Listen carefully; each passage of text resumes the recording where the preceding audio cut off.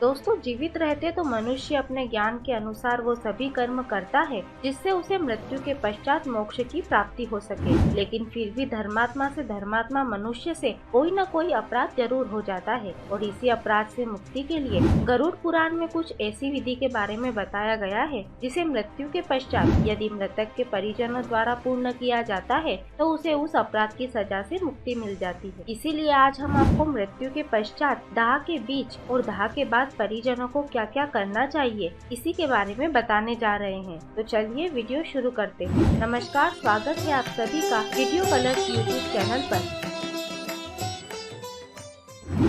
दोस्तों, गरुड़ पुराण के सिंहावलोकन अध्याय में इस बात का विस्तार से वर्णन किया गया है कि जब किसी भी मनुष्य की मृत्यु हो जाती है तो उसके बाद मृतक के परिवार वालों को क्या क्या करना चाहिए जिससे उसे मोक्ष की प्राप्ति हो। भगवान विष्णु गरुड़ से कहते हैं कि जब किसी मनुष्य की मृत्यु हो जाए तो उसके पुत्र और अन्य परिजनों को चाहिए कि वे सभी स्नान करके शव को भी शुद्ध जल से स्नान कराकर उसे नवीन वस्त्र पहना दे। तत्पश्चात उसके शरीर में चंदन आदि सुगंधित पदार्थों का लेप लगा दे। फिर सभी बंधु बांधवों को मृतक के शव को दाह संस्कार के लिए शमशान घाट ले जाना चाहिए और वहां शव को दक्षिण दिशा की ओर सिर करके लेटा देना चाहिए। उसके बाद दाह की क्रिया के लिए पुत्रादि परिजनों को स्वयं तृण यानी तिनका, काष्ठ यानी लकड़ी, तिल और घृत आदि ले जाना चाहिए, क्योंकि भगवान विष्णु कहते हैं कि दूसरों के द्वारा शमशान में पहुँचाई गई वस्तुओं से वहाँ किया गया संपूर्ण कर्म निष्फल हो जाता है। परंतु दाह संस्कार से पहले मृतक के नाम से पिंड का दान करना चाहिए। पहला पिंड दान मृत्यु के स्थान पर करना चाहिए, अर्थात जहाँ मृतक ने अपनी अंतिम सांस ली हो। उसके बाद दूसरा घर के द्वार पर, फिर तीसरा पिंड दान चौराहे पर करना चाहिए। उसके बाद चौथा पिंड दान वहाँ करे जहाँ मृतक विश्राम करता था और पांचवा चिता पर। ऐसा माना जाता है कि शवदाह के पूर्व 5 पिंडदान करने से शव में आहुति यानी अग्निदाह की योग्यता आ जाती है, क्योंकि उपयुक्त पिंड नहीं दिए जाने पर शव राक्षसों के भक्षण योग्य हो जाता है। इसके अलावा दाह कार्य में चांडाल के घर की अग्नि, पिता की अग्नि और पापी के घर की अग्नि का प्रयोग नहीं करना चाहिए। फिर स्वच्छ भूमि पर अग्नि स्थापित कर प्रव्यात देव अर्थात अग्निदेव की विधिवत पूजा करके शव को चिता में जलाना चाहिए। जब शव के शरीर का आधा भाग चिता में जल जाए तो उस समय कर्ता अर्थात जिसने मृतक को मुखाग्नि दी है उसे तिल मिश्रित घृत की आहुति चिता में जल रहे शव के ऊपर छोड़ देना चाहिए। उसके बाद भाव विह्वल होकर परिजनों को मृतक के लिए रोना चाहिए। ऐसा करने से उस मृतक को अत्यधिक सुख प्राप्त होता है और मोक्ष मिलने की संभावना बढ़ जाती है। फिर दाह क्रिया करने के पश्चात अस्थि संचयन क्रिया करनी चाहिए और उस समय भी मृतक के नाम पिंडदान करना चाहिए। तदंतर किसी जलाशय पर जाकर सभी परिजनों को वस्त्र सहित स्नान करना चाहिए तथा दक्षिण दिशा की ओर मुख करके मृत प्राणी के लिए तिल और जल अर्पित करना चाहिए। इसके बाद मृतक के परिजनों को इस बात का विशेष ध्यान रखना चाहिए कि उनके आंखों से आंसू नहीं निकले, क्योंकि उस समय रोते हुए अपने बंधु बांधवों के द्वारा आँख और मुंह से गिराए हुए आंसू और कफ का मृतक को पान करना पड़ता है। इसके बाद घर की ओर प्रस्थान करना चाहिए, जिसमें स्त्रियां आगे आगे और पुरुष उनके पीछे पीछे चले और घर के द्वार पर पहुँचने पर नीम की पत्तियों को दांत से काटकर आचमन करे। उसके बाद ही घर में प्रवेश करना चाहिए। उसके बाद पुत्र पौत्रादि तथा समगोत्री परिजनों को चाहिए कि वह 10 रात्रियों का अशौच मनाए, अर्थात इन 10 दिनों में मृतक के सगे संबंधियों को चाहिए कि वे कोई भी शुभ कार्य या पूजा पाठ न करें। इसके अलावा अशौच काल में ब्रह्मचर्य व्रत का पालन करना चाहिए, अर्थात सभी लोग पृथ्वी पर ही सोए, दान, अध्ययन एवं भोग विलास आदि कर्मों से दूर रहे। साथ ही अशौच की अवधि में मिट्टी के बने पात्र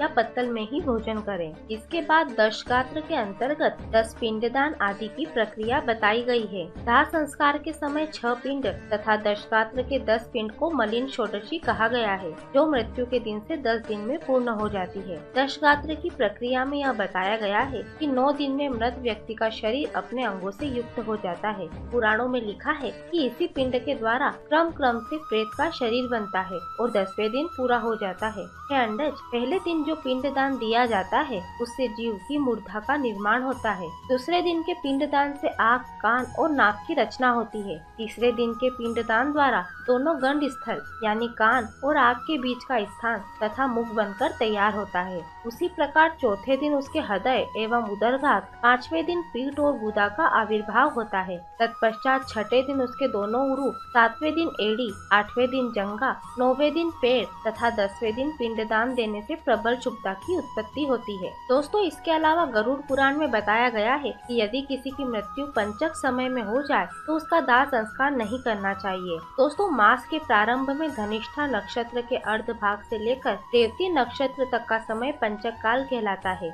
इसको सदैव दोषपूर्ण माना गया है। इसमें मरे हुए व्यक्ति का दाह संस्कार करना उचित नहीं है। यह काल सभी प्राणियों में दुख उत्पन्न करने वाला बताया गया है। इसीलिए पंचक काल के समाप्त होने पर ही मृतक के सभी कर्म करने चाहिए, अन्यथा पुत्र एवं पारिवारिक जनों के लिए यह कष्टप्रद होता है। इस नक्षत्र में मृतक का दाह संस्कार करने पर घर में किसी न किसी प्रकार की हानि होती है और यदि पंचक में दाह संस्कार करना हो तो पुष्प के मानवकार 4 पुतले बनाकर नक्षत्र मंत्रों से उनको अभिमंत्रित करके शव पर रख दे। उसके बाद ही पुतलों के साथ मृतक का दाह संस्कार करे। अशोच के समाप्त हो जाने पर मृतक के पुत्रों द्वारा पंचक शांति भी करानी चाहिए। मृतक के पुत्रों को प्राणी के कल्याण हेतु तिल, गौ, स्वर्ण और घी का दान देना चाहिए। समस्त विघ्नों का विनाश करने के लिए ब्राह्मणों को भोजन, पादुका, छत्र यानी छाता, स्वर्ण मुद्रा और वस्त्र देना चाहिए। यह दान मृतक के समस्त पापों का विनाश कर देता है। इसके अलावा गरुड़ पुराण में बताया गया है कि मलिन षोडशी के बाद मध्यम षोडशी विधि का पालन करना चाहिए,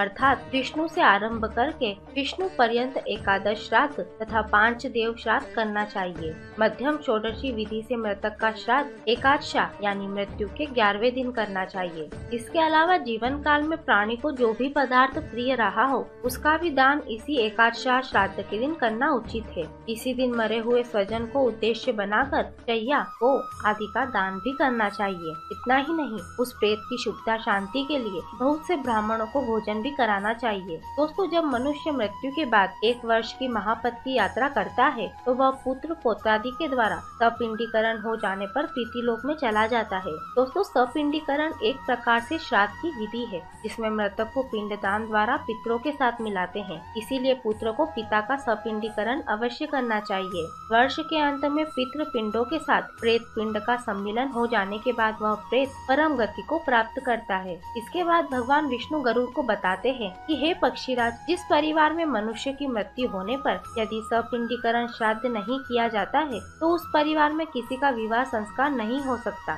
जब तक सपिंडीकरण नहीं हो जाता तब तक भिक्षुक उस घर की भिक्षा भी स्वीकार नहीं करता। इसीलिए श्राद्ध क्रिया करने वाले पुत्र को द्वादशशाह को ही सपिंडीकरण कर देना चाहिए। सपिंडीकरण करने के बाद भी 12 महीने तक षोडश श्राद्ध एकोदिष्ट विधि से नियमानुसार करना चाहिए। मृतक का दाह संस्कार हो जाने के पश्चात 10 गात्र के पिंडदान से पुनः शरीर उत्पन्न होता है। 10वें पिंड से शरीर बन जाने पर प्राणी को अत्यधिक भूख लगती है। एकादशाह तथा द्वादशशाह इन 2 दिनों में प्रेत भोजन करता है। इन दोनों दिन जो कुछ प्राणी के निमित्त दिया जाता है उसे प्रेत शब्द के द्वारा दिया जाना चाहिए, क्योंकि वह मृतक के लिए आनंददायक होता है। ऐसा होने पर वह दिव्य देह धारण करके विमान द्वारा सुख पूर्वक यमलोक को चला जाता है। मृतक के द्वादशशाह यानी मृत्यु के 12वें दिन संस्कार के अवसर पर जल पूरित कुंभों का दान विशेष महत्व रखता है। इसीलिए मृतक के परिवार वालों को चाहिए कि उस दिन जल से भरे 12 घटों का संकल्प करके दान करे। उसी दिन वह पका हुआ अन्न और फल से परिपूर्ण एक वर्धनी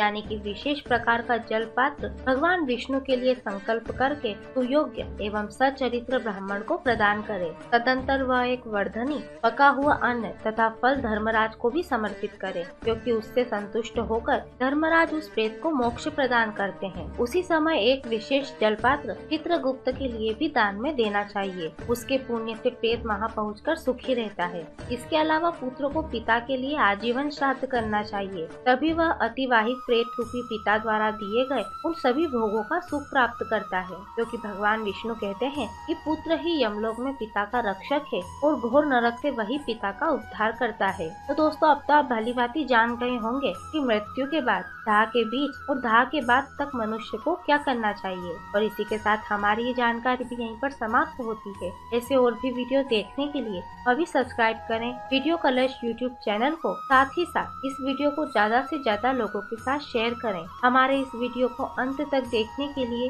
धन्यवाद।